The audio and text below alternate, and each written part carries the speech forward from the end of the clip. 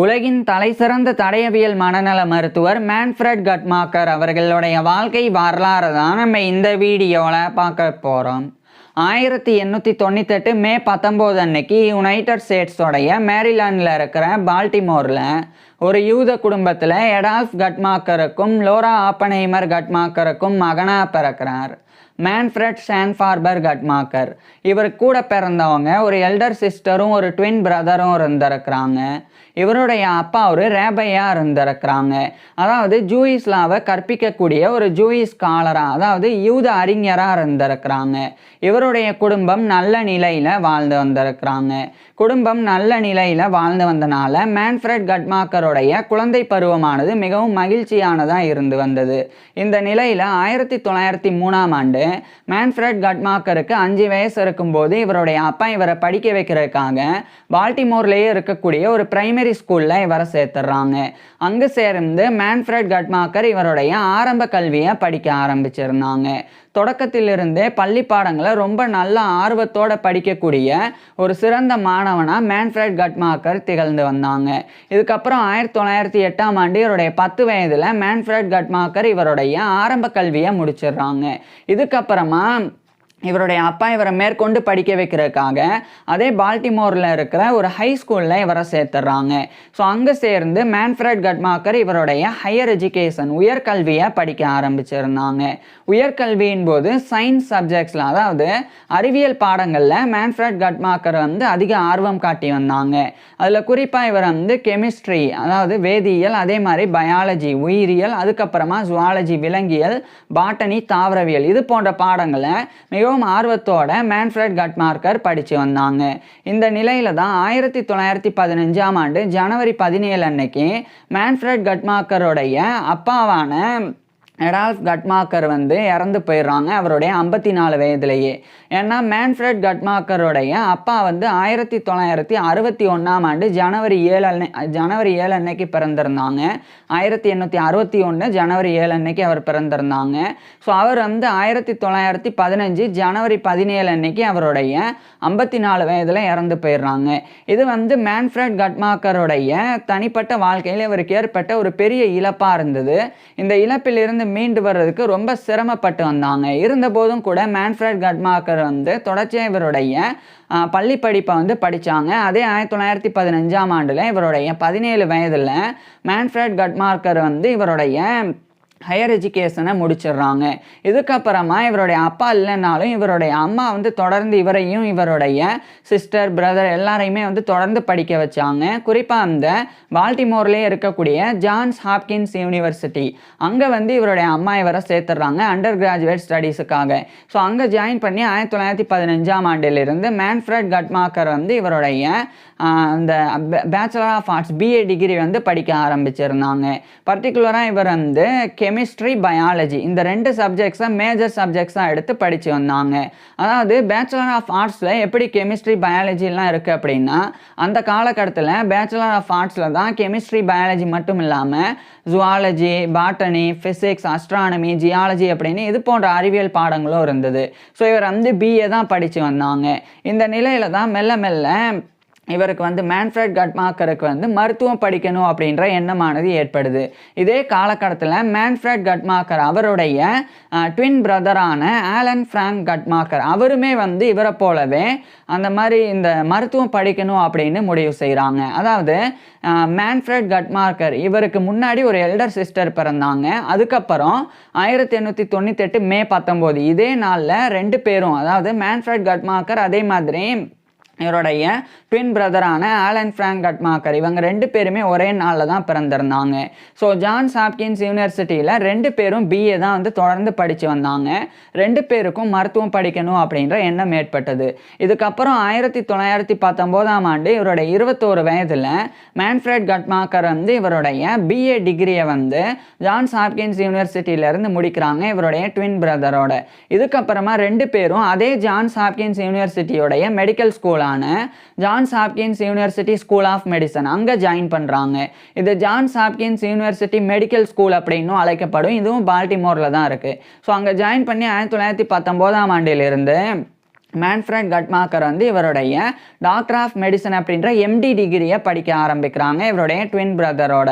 மருத்துவ கல்வியின் போது மெடிக்கல் கரிக்குலமாக, அதாவது மருத்துவ பாடத்திட்டங்களாக மேன்ஃப்ரெட் கட்மாக்கர் வந்து அனாட்டமி, உடற்கூறியல், கிளினிக்கல் மெடிசன் மருத்துவம், பெத்தாலஜி நோயியல், அதுக்கப்புறம் மெட்டீரியா மெடிக்கா மருந்துகளினுடைய பண்புகள் குறித்து படிக்கிறது, ஃபிசியாலஜி உடலியல், சர்ஜரி அறுவை சிகிச்சை, ஃபார்மகாலஜி மருந்தியல் அப்படின்னு இது போன்ற பாடங்களை மேன்ஃப்ரெட் கட்மாக்கர் வந்து படித்து வந்தாங்க. இதுக்கப்புறம் 1923 இவருடைய 25 வயசில் மேன்ஃப்ரெட் கட்மாக்கர் வந்து இவருடைய டாக்டர் ஆஃப் மெடிசன் அப்படின்ற எம்டி டிகிரியை இவர் வந்து கம்ப்ளீட் பண்ணி Johns Hopkins university school of மெடிசன்ல இருந்து டிகிரி பெற்றுறாங்க. இதே காலகட்டத்தில் இவருடைய ட்வின் பிரதரும் அதே மாதிரி அந்த டிகிரியை பெறாங்க. இதுக்கப்புறமா இவர் மேன்ஃப்ரெட் கட்மாக்கர் வந்து இந்த 1923 நேராக இந்த யுனைடெட் ஸ்டேட்ஸோடைய மேரிலாண்டில் இருக்கிற பால்டிமோரில் இருந்து அதே யுனைடெட் ஸ்டேட்ஸில் இருக்கிற நியூயார்க் சிட்டியில் இருக்கிற மன்ஹாட்டனுக்கு இவர் போகிறாங்க. அங்கே போய் அங்கே இருக்கிற மவுண்ட் சைனை ஹாஸ்பிட்டல் அப்படின்ற ஒரு பெரிய டீச்சிங் ஹாஸ்பிட்டலில் 1923 இன்டர்ன்ஷிப் பண்ணுறதுக்கு ஜாயின் பண்ணுறாங்க. அதாவது மேன்ஃப்ரெட் கட்மாக்கர் வந்து டாக்டர் ஆஃப் மெடிசன் அப்படின்ற எம்டி டிகிரி முடித்த உடனடியாக இவர் ஒரு மருத்துவராக நோயாளிகளுக்கு சிகிச்சையெல்லாம் கொடுக்க முடியாது. அதுக்கு முன்னாடி இவர் மேன்ஃப்ரெட் கட்மாக்கர் வந்து ஒரு மருத்துவமனையில் சேர்ந்து அங்கே இருக்கக்கூடிய தேர்ந்த மருத்துவர்கள் நோயாளிகளுக்கு சிகிச்சை கொடுக்கறத பார்த்து பயிற்சி பெறணும். அதுதான் வந்து இன்டர்ன்ஷிப் அப்படின்றது. அதுக்கப்புறம் அந்த தேர்ந்த மருத்துவர்களினுடைய மேற்பார்வையின் கீழே மேன்ஃப்ரெட் கட்மாக்கர் நோயாளிகளுக்கு சிகிச்சை கொடுக்கணும். அதுதான் வந்து ரெசிடென்சி அப்படின்றது. ஸோ அந்த இன்டர்ன்ஷிப் ரெசிடென்சி ரெண்டையும் கம்ப்ளீட் பண்ணாதான் மேன்ஃப்ரெட் கட்மாக்கர் ஒரு மருத்துவராக தகுதி பெற முடியும். இதுக்காக தான் மவுண்ட் சைனை ஹாஸ்பிட்டல் மன்ஹாட்டனில் இவர் 1923 ஜாயின் பண்ணி ஃபஸ்ட்டு இன்டர்ன்ஷிப் பண்ணாங்க ஓராண்டு. அதுக்கப்புறம் 1924 இவர் வந்து இவருடைய இன்டர்ன்ஷிப் முடிச்சுட்டு ரெசிடென்சி பண்ணுறதுக்கு அந்த யுனைடெட் ஸ்டேட்ஸில் இருக்கிற நியூயார்க் சிட்டியில் இருக்கிற மன்ஹாட்டன்ல இருந்து அதே யுனைடெட் ஸ்டேட்ஸோடைய மேரிலாண்டில் இருக்கிற பால்டிமோருக்கு இவர் வந்து திரும்பி போயிடுறாங்க. அங்கே போனதுக்கு அப்புறமா அங்கே மேன்ஃப்ரெட் கட்மாக்கர் வந்து அங்கே இருக்கிற ஜான்ஸ் ஹாப்கின்ஸ் ஹாஸ்பிட்டல் அங்கே ஒரு ரெசிடென்சி ஹவுஸ் ஆஃபீஸர் இன் மெடிசன் அந்த ஒரு போஸ்ட்டில் 1924 ஜாயின் பண்ணுறாங்க. அதாவது ஜான்ஸ் ஹாப்கின்ஸ் ஹாஸ்பிட்டல் அப்படின்றது ஜான்ஸ் ஹாப்கின்ஸ் யூனிவர்சிட்டி அதனுடைய ஒரு அங்கம் தான். ஸோ அந்த ஜான்ஸ் ஹாப்கின்ஸ் ஹாஸ்பிட்டலில் 1924 மேன்ஃப்ரெட் கட்மாக்கர் வந்து ஒரு ரெசிடென்சி ஹவுஸ் ஆஃபீஸர் இன் மெடிசனாக ஜாயின் பண்ணாங்க. அதாவது நான் ஏற்கனவே சொன்னேன் இன்டர்ன்ஷிப் ரெசிடென்சி ரெண்டையும் கம்ப்ளீட் பண்ணாதான் மருத்துவராக தகுதி பெற முடியும் அப்படின்னு. ஸோ ஃபஸ்ட்டு இவர் இன்டர்ன்ஷிப் முடிச்சிருந்தாங்க. அதாவது மற்ற மருத்துவர்கள் நோயாளிகளுக்கு சிகிச்சை கொடுக்கறத பார்த்து பயிற்சி பெற்றாங்க மவுண்ட் சைனை ஹாஸ்பிட்டலில்.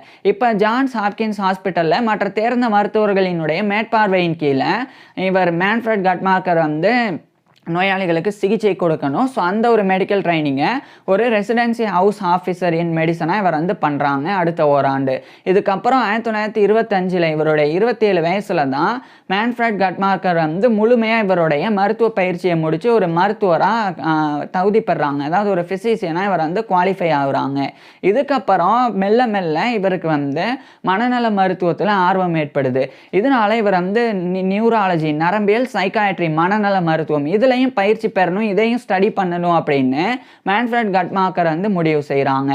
இதுக்கப்புறமா மேன்ஃப்ரெட் கட்மாக்கர் வந்து நேராக அந்த 1925 காலகட்டத்தில் ஒரு இம்மானுவேல் லிப்மன் ஃபெல்லோஷிப் அப்படின்ற அந்த ஒரு ஃபெல்லோஷிப்பை இவர் வந்து பெறாங்க. இதை பயன்படுத்தி இவர் வந்து ஓவர்சீஸ் போய் அதாவது வெளிநாடுகளுக்கு போய் படிக்க முடியும். ஸோ அது வந்து 2 வருடங்களுக்கு உண்டானதாக இருந்தது. ஸோ அந்த இம்மானுவேல் லிப்மன் ஃபெல்லோவாக இவர் வந்து யுனைடெட் ஸ்டேட்ஸை விட்டு வெளியேறி 1925 யூரோப் வந்து போகிறாங்க. அங்கே போய் அங்கே இருக்கக்கூடிய பல மென்டல் ஹெல்த் சென்டர்ஸ்லாம் இவர் போய் மெடிக்கல் ட்ரைனிங்லாம் எடுத்துக்கிறாங்க. இப்படி இவர் வந்து நியூராலஜி, சைக்காட்ரி மட்டும் இல்லாமல் கிரிமினாலஜியும் படிக்கிறாங்க. கிரிமினாலஜி அப்படின்றது குற்றவியல் அப்படின்னு அர்த்தம். இது வந்து குற்றம், அதே மாதிரி குற்றவாளிகள் அந்த விஷயங்கள், அதாவது குற்றங்களையும் குற்றவாளிகள் அவங்கள பற்றின சயின்டிஃபிக் ஸ்டடி தான் கிரிமினாலஜி அப்படின்றது. ஸோ நியூராலஜி, சைக்காட்ரி, கிரிமினாலஜி 3 சப்ஜெக்ட்ஸையுமே யூரோப்பில் மேன்ஃப்ரெட் கட்மாக்கர் வந்து படித்து வந்தாங்க. இதே காலகட்டத்தில் இவருடைய ட்வின் பிரதரான ஆலன் ஃப்ராங்க் கட்மாக்கர் அவர் வந்து ஒரு அப்சட்ரிஷியன், அதே மாதிரி ஒரு கைனகாலஜிஸ்ட், அதாவது ஒரு மகப்பேறு மருத்துவராகவும் ஒரு பெண் நோயியல் நிபுணராகவும் அவர் வந்து ஆகியிருந்தாங்க. ஸோ 2 பேரும் இந்த காலகட்டத்தில் தான் வெவ்வேறு ஃபீல்டை செலக்ட் பண்ணியிருந்தாங்க. இதுக்கிடையில் மேன்ஃப்ரெட் கட்மாக்கருடைய அம்மாவான லோரா ஆப்பன்ஹைமர் கட்மாக்கர் அவங்களும் வந்து இறந்து போயிடுறாங்க. இதுவும் வந்து மேன்ஃப்ரெட் கட்மாக்கருடைய பர்சனல் லைஃப்பில் இவருக்கு ஏற்பட்ட ஒரு பெரிய இழப்பாக இருந்தது. ஆனால் இதெல்லாம் கடந்து தொடர்ச்சியாக இவர் யூரோப்பில் இவருடைய மெடிக்கல் ட்ரைனிங்லாம் எடுத்துக்கிட்டாங்க. அதுக்கப்புறம் 1927ஆம் ஆண்டு முழுமையாக இவர் வந்து நியூராலஜி, சைக்காட்ரி, அதே மாதிரி கிரிமினாலஜி இதெல்லாம் வந்து படித்து முடிச்சுட்டு அதில் ட்ரைனிங்கும் முடிக்கிறாங்க. அதுக்கப்புறம் இவர் வந்து யுனைடெட் ஸ்டேட்ஸோடைய மேசச்சூசட்ஸில் இருக்கிற பாஸ்டனுக்கு போய் அங்கிருந்த பாஸ்டன் சைக்கோபேத்திக் ஹாஸ்பிட்டல் அங்கே வந்து 1927ஆம் ஆண்டு ஜாயின் பண்ணுறாங்க. இந்த பாஸ்டன் சைக்கோபேத்திக் ஹாஸ்பிட்டல் அப்படின்றது பிற்காலகட்டத்தில் மேசச்சூசட்ஸ் மென்டல் ஹெல்த் சென்டர் அப்படின்னு பெயர் மாற்றம் பண்ணப்பட்டிருந்தது. ஸோ அங்கே தான் இவர் வந்து ஜாயின் பண்ணி கூடுதலாக சைக்கோபெத்தாலஜியும், அதாவது இந்த மனநல நோயியலையும் இவர் வந்து படித்து வந்தாங்க. இந்த காலகட்டத்தில் தான் மேன்ஃப்ரெட் கட்மாக்கர் வந்து கேத்தரின் அப்படின்ற ஒரு பெண்ணை சந்தித்து அவங்களோட ரிலேஷன்ஷிப்பில் இருந்து வந்தாங்க. அதுக்கப்புறம் மேரேஜும் பண்ணிக்கிட்டாங்க. மேன்ஃப்ரெட் கட்மாக்கர் வந்து கேத்தரின் அப்படின்ற பெண்ணை மேரேஜ் பண்ணிக்கிறாங்க. மேரேஜுக்கு அப்புறமா அந்த இவருடைய மனைவியான கேத்தரின் கட்மாக்கர் வந்து இறந்து போயிடுறாங்க. ஸோ இதுவும் வந்து வேற ஒரு பிரச்சனை, இவருடைய தனிப்பட்ட வாழ்க்கையில் இவருக்கு ஏற்பட்ட இன்னொரு இழப்பாக வந்து இருந்தது. இதுக்கப்புறமா மேன்ஃப்ரெட் கட்மாக்கர் வந்து இரண்டாவதாக ஜாசலின் மெக்டனா அப்படின்ற இன்னொரு பெண்ணை இவர் வந்து திருமணம் பண்ணிக்கிறாங்க.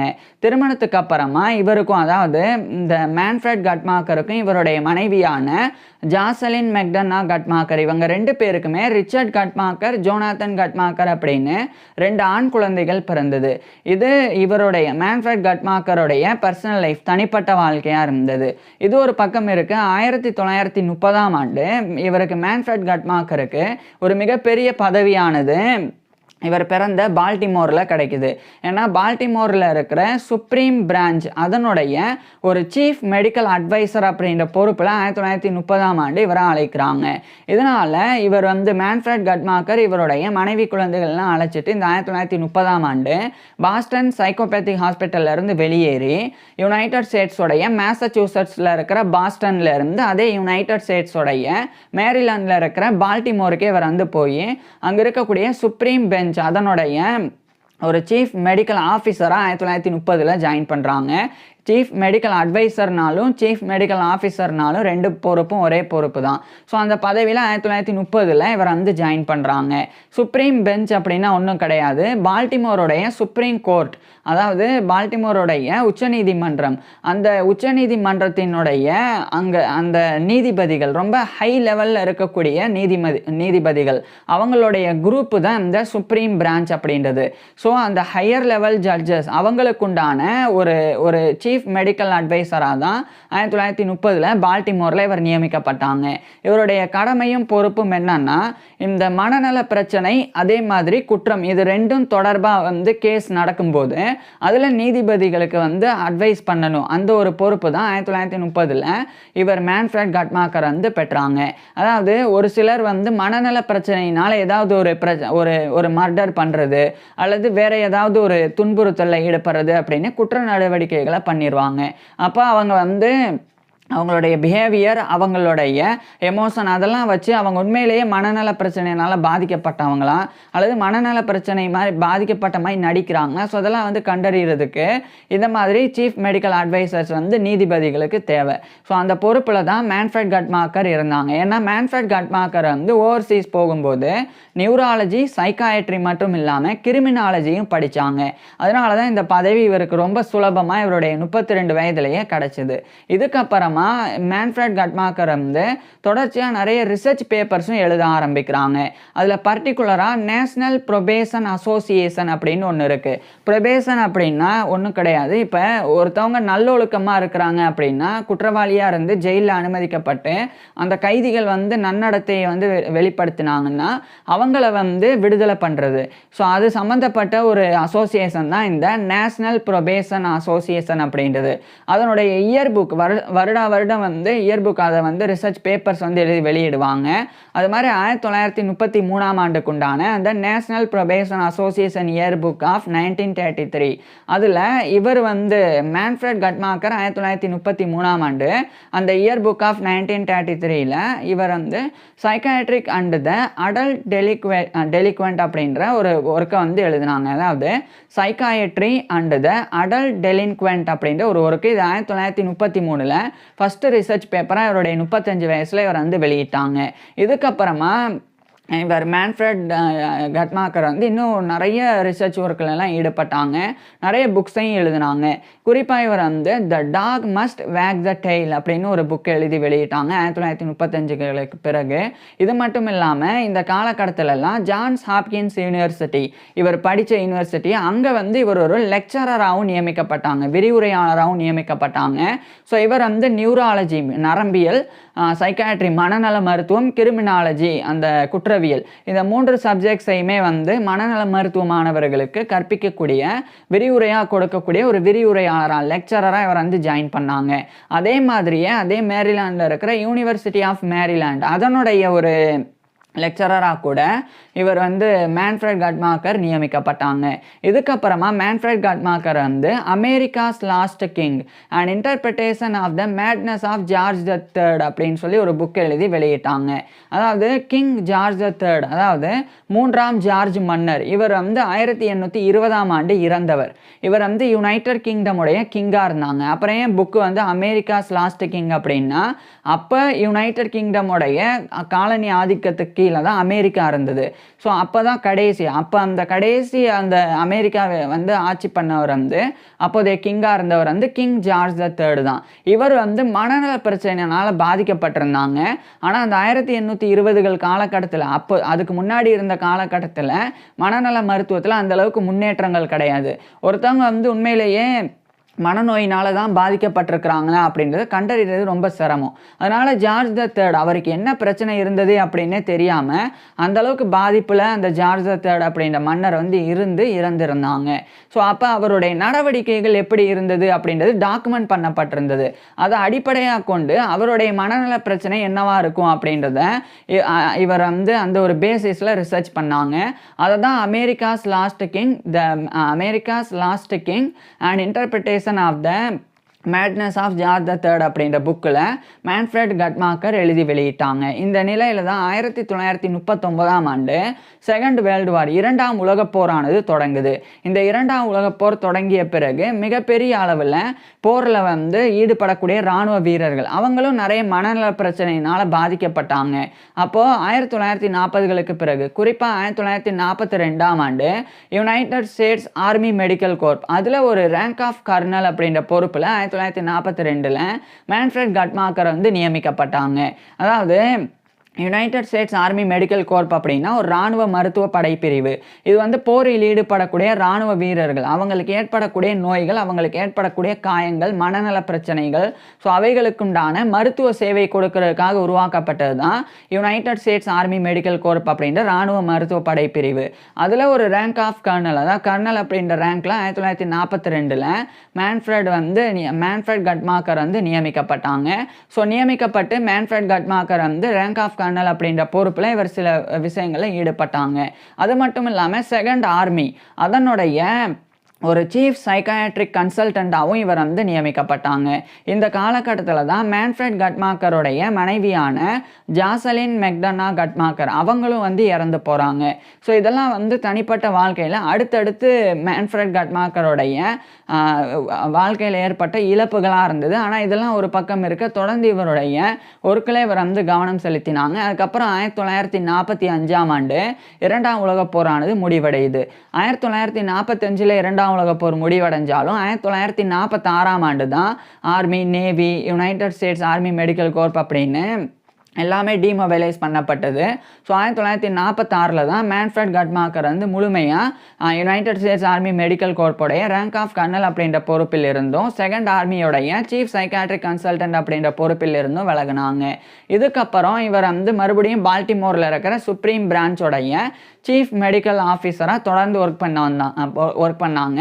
இந்த காலகட்டத்தில் ஜான்ஸ் ஹாப்கின்ஸ் யூனிவர்சிட்டியிலையும் இவர் வந்து தொடர்ந்து டீச்சிங் பொசிஷனில் இருந்தாங்க. அப்போ தான் அங்கே வந்து அர்ஜென்டினாவை சேர்ந்த கரோலா பிளிச்மேன் அப்படின்ற ஒரு பெண்ணை இவர் வந்து சந்திக்கிறாங்க. அவங்க 1917 செப்டம்பர் 15 அன்னைக்கு அவங்க பிறந்தவங்க. இவரை விட வந்து 19 வயசு கம்மி. இருந்தாலும் அவங்கள வந்து இவர் வந்து 3ஆவதாக திருமணம் பண்ணிக்கிறாங்க இந்த காலகட்டத்தில் தான். ஸோ 1946க்கு பிறகு மேன்ஃப்ரெட் கட்மாக்கர் வந்து அந்த கரோலா பிளிச்மேன் அப்படின்ற பெண்ணை வந்து திருமணம் பண்ணிக்கிறாங்க. அந்த கரோலா பிளிச்மேன் அப்படின்ற ஒரு பெண்ணும் கூட ஒரு மனநல மருத்துவ பெண் தான், ஒரு பெண் மனநல மருத்துவர், ஒரு ஃபீமேல் சைக்காட்ரிஸ்ட் தான் அவங்க. ஸோ அவங்கள வந்து இவர் வந்து 3ஆவதாக திருமணம் பண்ணிக்கிறாங்க. திருமணத்துக்கு அப்புறமா மேன்ஃப்ரெட் கட்மாக்கருக்கும் இவருடைய 3ஆவது மனைவியான அந்த கரோலா பிளிச்மேன் கட்மாக்கர் இவங்க 2 பேருக்குமே லாரன்ஸ் கட்மாக்கர் அப்படின்னும் அதே மாதிரி ஆலன் எட்வர்ட் கட்மாக்கர் அப்படின்னும் 2 ஆண் குழந்தைகள் பிறந்தது. ஸோ மொத்தமாக இவருக்கு மேன்ஃப்ரெட் கட்மாக்கருக்கு வந்து 2 மனைவிகள் கூட 2 ஆண் குழந்தைகள் அப்படின்னு மொத்தமாக 4 குழந்தைகள் பிறந்தது. இது வந்து மேன்ஃப்ரெட் கட்மாக்கருடைய பர்சனல் லைஃப், தனிப்பட்ட வாழ்க்கையாக இருந்தது. இது ஒரு பக்கம் இருக்குது. இன்னொரு பக்கம் 1948ஆம் ஆண்டு யுனைடெட் நேஷன்ஸ் சோசியல் கமிஷன் அதில் ஒரு சயின்டிஃபிக் அட்வைசராக 1948 மேன்ஃப்ரெட் கட்மாக்கர் வந்து நியமிக்கப்பட்டாங்க. இதில் இவர் டீல் பண்ணது என்ன அப்படின்னா இந்த ஒரு யுனைடெட் நேஷன்ஸ் சோசியல் கமிஷன் அதில் வந்து இந்த குற்றம் சார்ந்து குறிப்பாக வந்து அஃபெண்டர்ஸ் அவங்களுடைய சிகிச்சையில் குற்றம் சார்ந்து ஒரு குற்றம் வந்து எப்படி நடக்குது, அதுக்கு உண்டான காரணம் என்ன, அதை எப்படி ப்ரிவென்ட் பண்ணுறது, தடுக்கிறது, ஸோ இது குறித்து டீல் பண்ணுறதுக்காக தான் ஒரு சயின்டிஃபிக் அட்வைசராக யுனைடெட் நேஷன்ஸ் சோசியல் கமிஷனில் இவர் வந்து நியமிக்கப்பட்டாங்க. இதுக்கப்புறமா 1950ஆம் ஆண்டு ஒரு சயின்டிஃபிக் ஆர்டிக்கலை இவர் வந்து எழுதினாங்க, ஒரு ரிசர்ச் ஆர்டிக்கலை. அதை வந்து அடல்ட் கோர்ட் சைக்காட்ரிக் கிளினிக்ஸ் அப்படின்ற டைட்டிலில் அமெரிக்கன் ஜேர்னல் ஆஃப் சைக்காட்ரி அதில் 1950ஆம் ஆண்டு இவர் மேன்ஃப்ரெட் கட்மாக்கர் வந்து வெளியிட்டாங்க. அதுக்கப்புறமா செக்ஸுவல் அஃபென்சஸ் அப்படின்னு சொல்லி செக்ஸ் அஃபென்சஸ் அப்படின்னு ஒரு புக்கு, இதை 1951ஆம் ஆண்டு மேன்ஃப்ரெட் கட்மாக்கர் எழுதி வெளியிட்டாங்க. அதுக்கப்புறம் தான் ரொம்ப முக்கியமான ஒரு புக்கை ஹென்ரி ஒய் ஓஃபன் அப்படின்னு சொல்லி ஒரு முக்கியமான ஒரு மனநல மருத்துவர் அவர் கூட இணைஞ்சு சைக்காட்ரி அண்ட் த லா அப்படின்னு ஒரு புக்கு, இது 1952ஆம் ஆண்டு மேன்ஃப்ரெட் கட்மாக்கரும் அந்த ஹென்ரி ஒய் ஹோஃபன் இந்த 2 பேரும் எழுதி வெளியிட்டாங்க. இந்த சைக்காட்ரி அண்ட் த லா இதில் வந்து மனநல மருத்துவம் அதே மாதிரி சட்டம் இதில் இருக்கக்கூடிய பிரச்சனைகள் அதை வந்து சுட்டி காட்டியிருந்தாங்க. அந்த காலகட்டத்தில் மனாட்டன் ரூல் அப்படின்னு ஒன்று இருந்தது. அது என்னன்னா, இப்போ வந்து ஒரு மனநல பிரச்சனையால் பாதிக்கப்பட்டவங்க ஒரு க்ரைம் பண்ணிட்டாங்கன்னா அதை எப்படி கண்டறிவாங்கன்னா, இப்போ ஒருத்தர் வந்து மனநல பிரச்சனைனால இருக்கிறார் அப்படின்னா அவங்ககிட்ட கேள்வி கேட்பாங்க, நீங்கள் பண்ணது சரியா தவறா அப்படின்னு. ஒரு மனநல பிரச்சனையினால் பாதிக்கப்பட்டவங்க அதை சரியாக எக்ஸ்பிரஸ் பண்ண முடியாமல் பண்ணது சரிதான் அப்படின்ற மாதிரி நினைப்பாங்க. ஆனால் அதே சமயம் குற்றம் பண்ண ஒரு நல்ல நிலைமையில் இருக்கிறவங்க வந்து அந்த மாதிரி நினைக்க மாட்டாங்க. அதாவது நான் பண்ணது வந்து தப்பு தான் அப்படின்றத உணருவாங்க. ஸோ அப்படி இருக்கும்போது இந்த மாதிரி தப்பு அப்படின்னே தெரியாமல் பண்ணக்கூடிய தவறுகள் மனநோயினால தான் பண்ணுறாங்க அப்படின்னு சொல்லி அதுக்குண்டான ஒரு ரூல் தான் இந்த மனாட்டன் ரூல் அப்படின்னு. ஆனால் இது வந்து நிறைய மிஸ்யூஸும் பண்ணப்படும். ஏன்னா சில பேர் வந்து உண்மையிலேயே மனநல பிரச்சனையினால் பாதிக்கப்படாமல் ஆனால் அவங்க நடிக்க முடியும், அந்த மாதிரி இருந்தது. அதை கிரிட்டிசைஸ் பண்ணி இதில் சில முன்னேற்றங்கள் ஏற்படுத்தணும் அப்படின்னு தான் அந்த சைக்காட்ரி அண்ட் த லா அப்படின்ற புக்கை மேன்ஃப்ரெட் கட்மாக்கர் வந்து ஹென்ரி ஒய் ஓஃபன் அப்படின்ற நபர் கூட எழுதி வெளியிட்டாங்க 1952. அங்கிருந்து 2 ஆண்டுகளுக்கு அப்புறம் தான் 1954ஆம் ஆண்டு டோரம் டிசிஷன் அப்படின்னு சட்ட திருத்தமானது கொண்டு வரப்பட்டது. அதில் நிறைய முன்னேற்றங்கள், இப்படி வந்து ரொம்ப ஈஸியாக ஒரு குற்றவாளி தப்பிக்கிற மாதிரி இல்லாமல் அதில் நிறைய சட்ட திருத்தங்கள் வந்து இருந்தது. குறிப்பாக வந்து உண்மையிலே ஒருத்தவங்க வந்து மனநோயினால் பாதிக்கப்பட்டிருந்தா அவங்கள ஜெயிலுக்கு அனுப்புறதுக்கு பதிலாக அவங்கள வந்து மென்டல் அந்த ஹெல்த் சென்டர்ஸுக்கு வந்து அனுப்பி அவங்களுக்கு உண்டான சிகிச்சை வழங்கப்படணும். ஸோ இது மாதிரியான விஷயங்கள் அது வந்து 1954ஆம் ஆண்டு டோரம் டிசிஷன் அப்படின்ற ஜட்ஜ்மெண்ட் மூலமாக வழங்கப்பட்டது. ஸோ இது வந்து உருவாகிறதுக்கு பெரிய ஒரு இன்ஃப்ளூயன்சராக மேன்ஃப்ரெட் கட்மாக்கர் இருந்தாங்க. இதுக்கப்புறமா மேன்ஃப்ரெட் கட்மாக்கர் வந்து இன்னும் பல விஷயங்கள் வந்து பண்ணாங்க. அதில் குறிப்பாக வந்து இவர் நிறைய விருதுகளும் பெறத் தொடங்கியிருந்தாங்க இவர் பண்ணக்கூடிய சாதனைகளுக்காக. குறிப்பாக 1957ஆம் ஆண்டு ஐசக் ரே அவார்டு இது வந்து அமெரிக்கன் சைக்கியாட்ரிக் அசோசியேஷன் தரப்பிலிருந்து மேன்ஃப்ரெட் கட்மாக்கருக்கு வழங்கப்பட்டது. அதுக்கப்புறமா த சால்மன் லெக்சர்ஸ் அப்படின்ற ஒரு மெடிக்கல் லெக்சர் அதை வந்து வழங்குறதுக்கும் இவர் வந்து நியமிக்கப்பட்டாங்க. இதுக்கப்புறம் the mind of the murderer அதாவது கொலையாளியின் மனம் அப்படின்ற டைட்டில் ஒரு புக்கு இது 1960ஆம் ஆண்டு மேன்ஃப்ரெட் கட்மாக்கர் எழுதி வெளியிட்டாங்க. இதுக்கப்புறமா இவர் வந்து தொடர்ச்சியாக வந்து சுப்ரீம் பிரான்ச் அதனுடைய சீஃப் மெடிக்கல் அட்வைசர் அப்படின்ற பொறுப்பில் இந்த காலகட்டத்தில் கூட பணிபுரிஞ்சு வந்தாங்க. இந்த நிலையில் 1963 நவம்பர் 22 இந்த சமயம் வந்து மிகப்பெரிய ஒரு பரபரப்பு அமெரிக்காவில் ஏற்பட்டது. ஏன்னா அந்த 1963 நவம்பர் 22 அன்னைக்கு அப்போதைய யுனைடெட் ஸ்டேட்ஸோடைய 35வது பிரசிடெண்டான ஜான் எஃப் கென்னடி அவர் வந்து அசாசினேட் பண்ணப்பட்டாங்க, சுடப்பட்டு கொலை செய்யப்பட்டாங்க. அதில் குற்றவாளியாக லீ ஹார்வி ஆஸ்வால்ட் அப்படின்றவர் வந்து இருந்தாங்க. அவர் வந்து கைது செஞ்சுருந்தாங்க. அப்போ ஜாக் ரூபி அப்படின்னு சொல்லி ஒரு நபர் அவர் வந்து அந்த ஒரு லீ ஹார்வி ஆஸ்வால்ட் அப்படின்ற நபரை வந்து சுட்டு கொன்னுடுறாங்க. ஸோ ஜான் எஃப் கென்னடி அப்படின்ற அப்போதைய 35th president of United states அவரை வந்து சுட்டு கொன்ன லீ ஹார்வி ஆஸ்வால்ட் அவரை ஜாக் ரூபி அப்படின்றவர் சுட்டுறாங்க. அதுக்கப்புறம் அந்த ஜாக் ரூபி 1964 அவருடைய ஆரம்ப காலகட்டத்தில் கைது செய்யப்பட்டு நீதிமன்றத்தில் வந்து அனுமதிக்கப்படுறாங்க. அப்போ தான் அந்த ஜாக் ரூபி வந்து சைக்கோமோட்டார் எபிலெப்சி அப்படின்ற ஒரு வகையான மனநோயினால் பாதிக்கப்பட்டு தான் இதை பண்ணியிருக்கிறார் அப்படின்னு ஜாக் ரூபி தரப்பில் ஆஜரான வழக்கறிஞர்கள் வந்து கூறினாங்க. அப்போது அந்த ஜாக் ரூபி அவருடைய ட்ரையலின் போது இவர் தான் வந்து மேன்ஃப்ரெட் கட்மாக்கர் தான் chief medical officer of the supreme branch. So இவர் வந்து அட்வைஸுக்கு அழைக்கப்பட்டாங்க. அப்போ 1964 இவர் மேன்ஃப்ரெட் கட்மாக்கர் தான் உண்மையிலேயே ஜாக் ரூபி வந்து மனநோயினால் பாதிக்கப்பட்டிருக்கிறாரா, அந்த சைக்கோமோட்டார் எபிலெப்சி அப்படின்ற நோயினால் பாதிக்கப்பட்டிருக்கிறாரா, அதனால தான் அந்த கொலையை செஞ்சாரா. ஸோ இது பற்றின அந்த விஷயங்களெல்லாம் போனது. அதுக்கப்புறம் அந்த ஜாக் ரூபிக்கு வந்து மரண தண்டனை வந்து விதிக்கப்பட்டது. இதெல்லாம் ஒரு பக்கம் இருக்கு. இவர் வந்து மேன்ஃப்ரெட் கட்மாக்கர் வந்து த ரூல் ஆஃப் சைக்காயட்ரி இன் லா அப்படின்னு சொல்லி ஒரு புக்கை வந்து எழுதினாங்க. அதை பப்ளிஷ் பண்ணுறதுக்கு முன்னாடியே லுக்கீமியானால் இவர் வந்து பாதிக்கப்பட்டு 1966 நவம்பர் 7 அன்னைக்கு இவருடைய 68 வயதில் மேன்ஃப்ரெட் கட்மாக்கர் இறந்து போயிடுறாங்க. ஸோ 1966 நவம்பர் 7 அன்னைக்கு இவருடைய 68 வயதில் மேன்ஃப்ரெட் கட்மாக்கர் இறந்து போயிடுறாங்க. இவர் இறந்து போன 2 ஆண்டுகளுக்கு அப்புறம் இவர் இறந்து போன அடுத்த ஆண்டு 1967 அந்த ஜாக் ரூபியே வந்து கேன்சர்னால இறந்துடுறாங்க. அதுக்கப்புறம் 1968ஆம் ஆண்டு மேன்ஃப்ரெட் கட்மாக்கர்னால எழுதப்பட்ட அந்த த ரூல் ஆஃப் சைக்காயட்ரி இன் லா அப்படின்ற அந்த புத்தகம் அது வந்து இவருடைய மனைவியான கரோலா பிளிச்மன் கட்மாக்கர் அவங்களால வந்து வெளியிடப்பட்டது.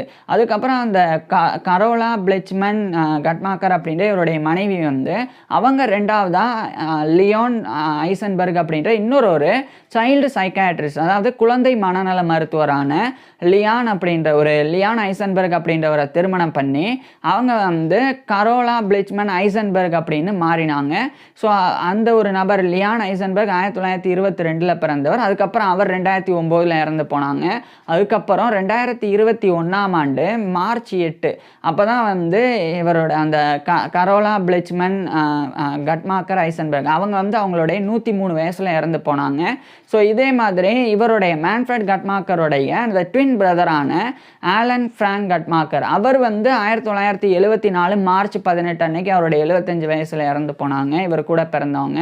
ஸோ இதுவும் எல்லாமே வந்து மேன்ஃப்ரெட் கட்மாக்கருடைய பர்சனல் லைஃப். ஆனால் இன்னொரு பக்கம் இவருடைய பப்ளிக் லைஃப்பில் இவர் வந்து ஆற்றின பங்களிப்பு மனநல மருத்துவத்தில் குறிப்பாக வந்து தடயவியல் மனநல மருத்துவம் ஃபெரன்சிக் சைக்காட்ரி அப்படின்னா இந்த குற்றம் அதே மாதிரி சட்ட நடவடிக்கைகள் மனநல மருத்துவம் இது சார்ந்து மூன்றையும் உள்ளடக்கியது தான் ஃபெரன்சிக் சைக்காட்ரி தடயவியல் மனநல மருத்துவம் அப்படின்றது.